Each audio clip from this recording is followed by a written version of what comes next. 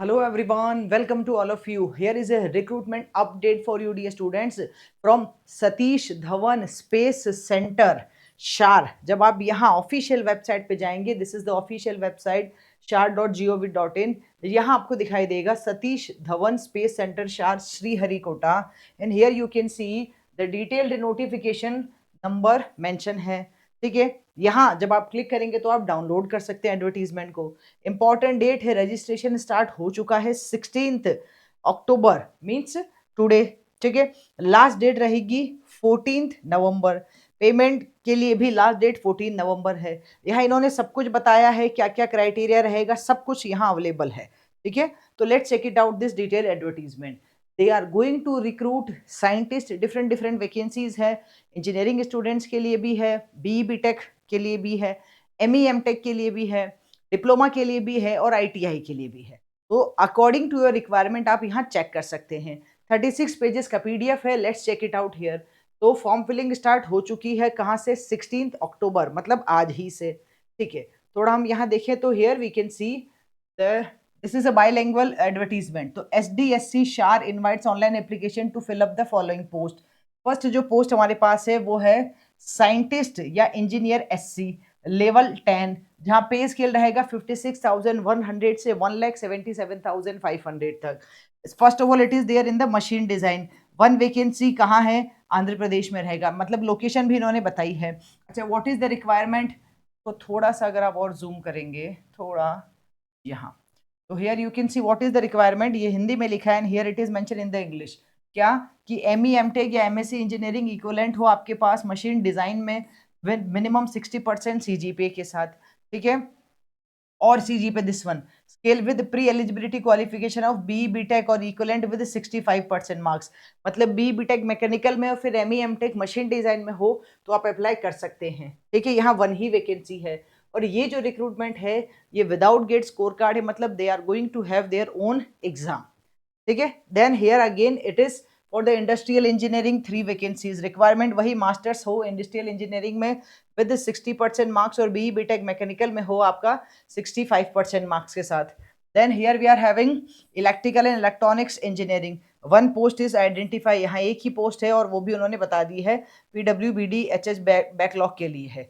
यहाँ वही, यहाँ कौन अप्लाई कर सकता है? बी बीटेक वाला स्टूडेंट अप्लाई कर सकता है डायरेक्टली. इलेक्ट्रिकल एंड इलेक्ट्रॉनिक्स वाला विद एन एग्रीगेट 65% मार्क्स. ठीक है, here it is mention. Okay, फिर then atmosphere science meteorology, one vacancy unreserved category के लिए. यहाँ एमटेक या एमएससी हो तो चलेगा. Then here analytical chemistry. You can see every post is mention here और उसका डिटेल भी लिखा है. Chemical engineering number of vacancies Thiruvananthapuram में 3 है, मीन्स केरल में 3 है और आंध्र प्रदेश में 10 है. Here it is mention. ठीक है, alright. And B BTech in chemical engineering वाले बच्चे अप्लाई कर सकते हैं 65% मार्क्स के साथ. फिर और अगर आप जहाँ देखेंगे तो यहाँ और भी इन्होंने बता रखा है नंबर ऑफ वैकेंसीज कम ज़्यादा हो सकती हैं. That depends on the final means जब जब फाइनल होगा एडवर्टीजमेंट, अभी तो है लेकिन जब फाइनल रिजल्ट आएगा तब भी या उससे पहले भी वैकेंसीज चेंज हो सकती है, प्लस माइनस हो सकता है. ठीक है, ऑलराइट. तो यहाँ बस सीजीपी जो लिखा है वो होना चाहिए. These are the major condition जो उन्होंने बोला है, जो क्राइटेरिया मांगा है उतना आपके पास होना चाहिए. ठीक है, और यहाँ देख लेते हैं. नेक्स्ट आपके पास है ये टेक्निकल असिस्टेंट. ऑलराइट, वो था साइंटिस्ट के लिए. ये है टेक्निकल असिस्टेंट लेवल 7, 44,900 से 1,42,000. लेकिन इस केस में डिप्लोमा वाले बच्चे अप्लाई कर सकते हैं. ये पूरा रिक्रूटमेंट जो है ये डिप्लोमा के लिए इस कैटेगरी से. केमिकल इंजीनियरिंग 3 डिप्लोमा हो केमिकल में, फिर पीसीआर मैकेनिकल इंजीनियरिंग 10, हेयर यहाँ पे मैकेनिकल में डिप्लोमा हो. फिर यहाँ पे और लिखा है मैकेनिकल इंजीनियरिंग 1, ऑटोमोबाइल इंजीनियरिंग 5. ये सब डिप्लोमा वाले बच्चों के लिए है. You can check this one. Electronics and communication में 2 है और इलेक्ट्रॉनिक्स एंड कम्युनिकेशन इंजीनियरिंग में 1 है. तो ये इन्होंने यहाँ लिखा है. फिर उसके बाद है साइंटिफिक असिस्टेंट लेवल 7, 44,900 से 1,42,400. यहाँ पे कौन अप्लाई कर सकता है? First class BSc. ये जो फर्स्ट बात करें हम, ये तो केमिस्ट्री के लिए है तो वहाँ बीएससी है. ठीक है, यहाँ कंप्यूटर साइंस में कंप्यूटर साइंस वाले बीसीए वाले बच्चे अप्लाई कर सकते हैं. यहाँ बीए वाले बच्चे अप्लाई कर सकते हैं. देन लाइब्रेरी असिस्टेंट, मतलब जो भी वैकेंसीज निकली इन्होंने सब बता दिया है. रेडियोग्राफर भी है. ठीक है। देन हियर टेक्नीशियन, टेक्नीशियन में ITI वाले स्टूडेंट्स अप्लाई कर सकते हैं। Here it is mention about the ITI। तो जो टेक्नीशियन है उस कैटेगरी में पे स्केल रहेगा 21,700 से 69,100। यहाँ ITI वाले स्टूडेंट्स अप्लाई कर सकते हैं। ठीक है। तो ये लिखा है as I told you BE BTech plus ME MTech और ओनली BE BTech सिर्फ केमिकल में है, आप अकॉर्डिंगली देख सकते हैं और आप अप्लाई कर सकते हैं if you want to apply. Recruitment जो प्रोसेस है, फिर यह ड्राफ्टमैन की भी है, ये भी ITI वाले बच्चे अप्लाई कर सकते हैं। ठीक है। रिक्रूटमेंट जो प्रोसेस है वो सिलेक्शन, मतलब सिलेक्शन जो है आपका वो रिटर्न टेस्ट के बेसिस पे ही है, ये इन्होंने यहाँ पूरा लिखा है। नर्स भी है, देखो सब कुछ मेंशन किया गया है यहाँ पे। अगेन ये टेक्नीशियन जहाँ पे ITI हो तो आप अप्लाई कर सकते हैं। ऑलराइट, तो ये बताया है कि कौन कौन सी पोस्ट, जिस भी पोस्ट पे आप अप्लाई करना चाहते हैं उस पोस्ट के लिए डिटेल बताई गई है कि क्या रहेगा criteria. Okay, how many post are there for the reserve category और बैकलॉग कैटेगरी के लिए कितनी है। ऑलराइट, ओके, सो ये सारी चीजें आप यहाँ देख सकते हैं। Now here it is mention nature of the job, nature of job भी बताया, जैसे साइंटिस्ट इंजीनियर जो हमने फर्स्ट बताया था आपको BE BTech plus ME MTech, उसके लिए क्या है नेचर ऑफ जॉब, क्या रहेगा, क्या क्या आपका क्राइटेरिया होगा, कहाँ आपका जॉब प्रोफाइल होगा, क्या काम करना, ये सब इन्होंने बताया है।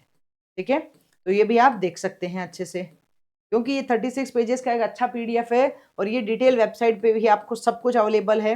नाउ हियर पे एंड अलाउंसेस की वैसे हमने बात कर ली थी फर्स्ट एंड सेकंड, मतलब जहाँ साइंटिस्ट इंजीनियर SC की बात हो रही थी उसमें पे स्केल 86,955 पर मंथ रहेगा। अच्छा ma'am, the most important thing is the age limit, age limit रहेगा 18 से 30 ईयर्स के बीच में। ठीक है, बेसिक पे ये सब इसमें इंक्लूडेड रहेगा, ये इन्होंने यहाँ बता दिया है। ये दोनों फर्स्ट से लेकर सेकंड तक और थर्ड से लेकर 6 तक में, इसमें एज लिमिट 18 से 28 ईयर्स है।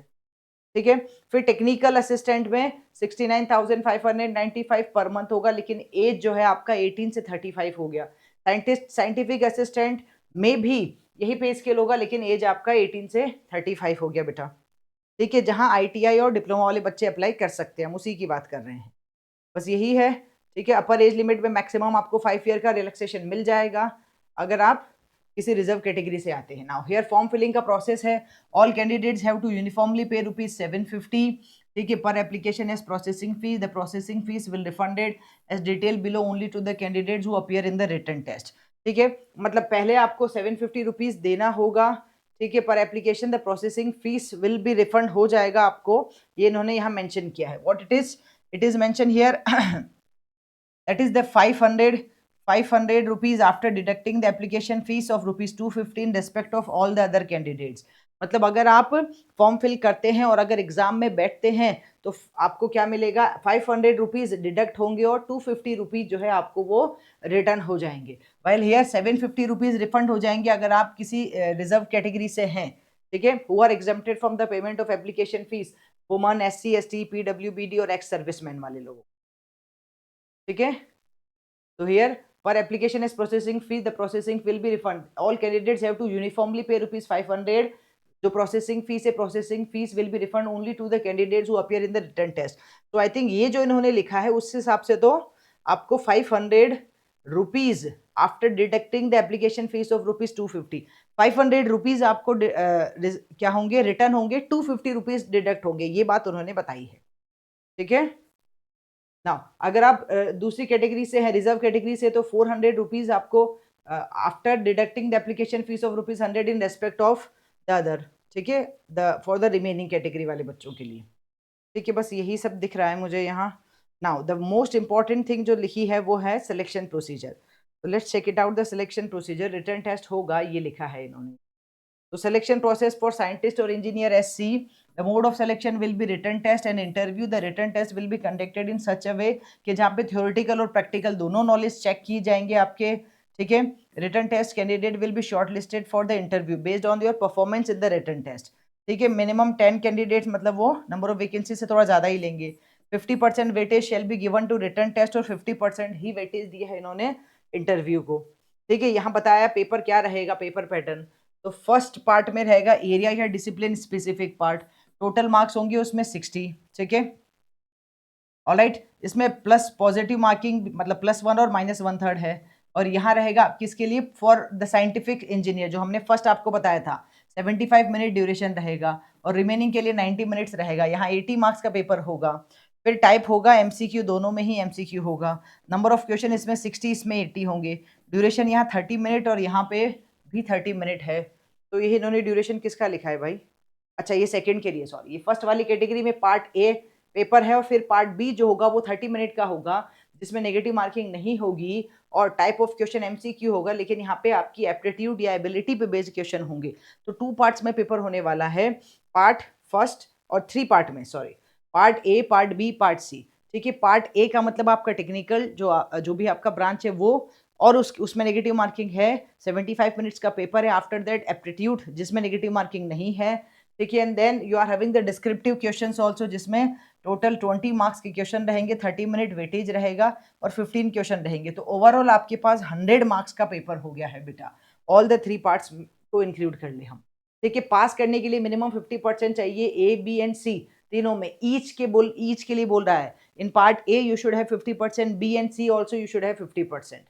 ठीक है, ये तो है क्या रिटर्न टेस्ट के लिए। इंटरव्यू के लिए 50 और टोटल आपको ओवरऑल चाहिए 60% मार्क्स, ये इन्होंने बता दिया है। बस यही है। ठीक है, और फिर इन्होंने बताया भी है कि भाई पैटर्न ऑफ एग्जाम क्या रहेगा बाकियों के लिए, जो टेक्निकल असिस्टेंट, साइंटिफिक असिस्टेंट है उन लोगों के लिए भी इन्होंने बताया है।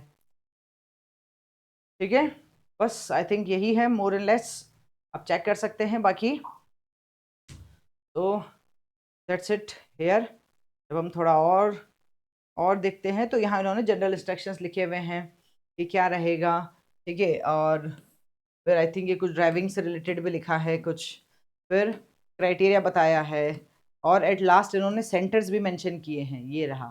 ठीक है, exam centres for scientist engineer SC कहाँ रहेगा? चेन्नई, तिरुवनंतपुरम, बेंगलोर, देहरादून और गुंटूर, ये 5 सेंटर्स रहने वाले हैं। और रिमेनिंग पोस्ट के लिए इन्होंने यहाँ पे ये आई थिंक 19 सेंटर्स बताए हैं, but for the scientist engineer SC के लिए 5 सेंटर्स ही रहेंगे। ठीक है, तो you gas can go for the online application process में आप जा सकते हैं, फॉर्म फिल कर सकते हैं। ये पूरा प्रोसेस है, लास्ट उसकी डेट है 14 नवंबर। जब आप यहाँ क्लिक करेंगे तो आपको यहाँ पे सारी डिटेल्स दिखाई देगी। Apply, reprint, upload document, make payment. Suppose मैंने यहाँ क्लिक किया तो मेरे पास ऑप्शन आएगा अप्लाई करने का, लॉगिन करना है। आप किस में भरना चाहते हैं? Scientist engineer SC machine design में, तो यहाँ लॉगिन करना होगा आपको। Then it will show you, registration करो और आगे प्रोसीड करो। ऑलराइट गाइस, मिलते हैं नेक्स्ट वीडियो में। Till that bye bye, take care, thank you.